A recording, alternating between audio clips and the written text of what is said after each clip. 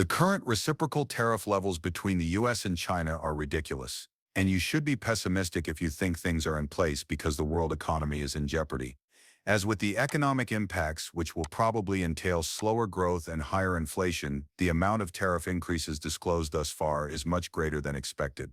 We are aware of how gloomy the markets have become. A 60% chance of a recession has been factored in. Tariffs are expected to cause inflation to rise, at least temporarily. The likelihood isn't that high if tariff talks de-escalate. Therefore, I believe that there is still a significant window for markets to return, but this de-escalation is the main course.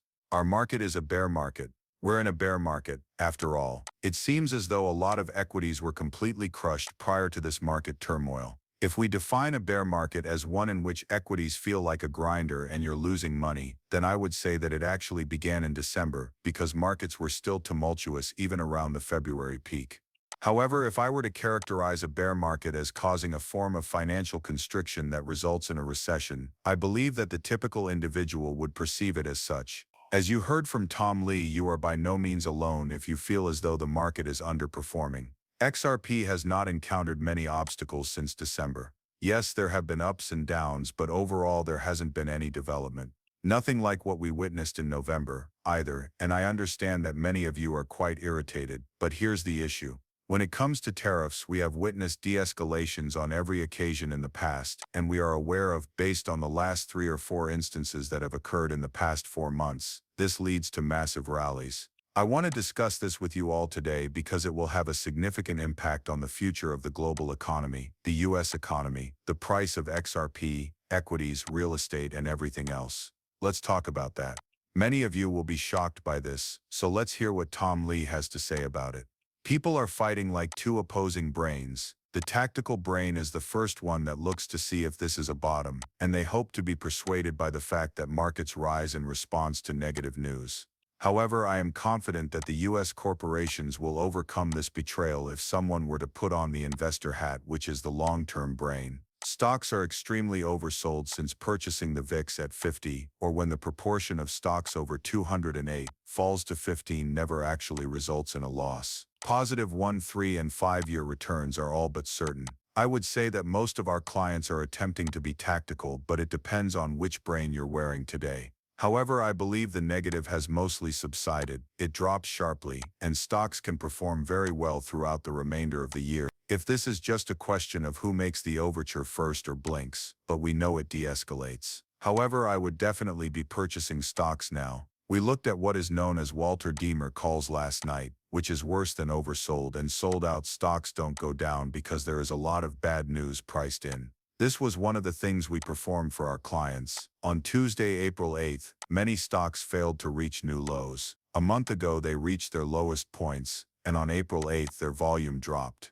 I refer to those as washed out stocks. The Mag 7 is one group that I believe has washed out. Therefore, I would consider Mag 7 to be a position where a recovery, even in stocks like Tesla, is likely to occur. Alright, the rubble remains. Making decisions in the White House. And the harm is already done. CEOs are completely invisible. Do you see today's consumer sentiment number, consumer? Yes, they are terrible. Can you see where expectations for inflation are? They've gone crazy, yes. Have you seen the recent changes in earnings expectations? I mean, there is no way to provide direction. What if the harm has already been done? Yes, exactly. We must now remember that it has been 10 days. Thus, it is a high-amplitude shock that lasts for just 7 days, in order for the patient's heartbeat to be restarted.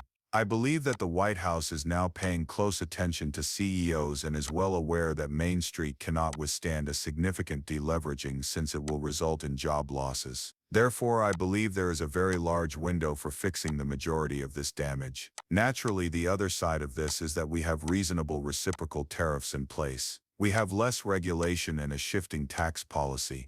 The picture for 2026 is actually still rather positive in my opinion. I believe there are a few puts and a call at work. You know, I believe that the Fed actually demonstrated a liquidity put today. Collins. What did she do when Collins stated that?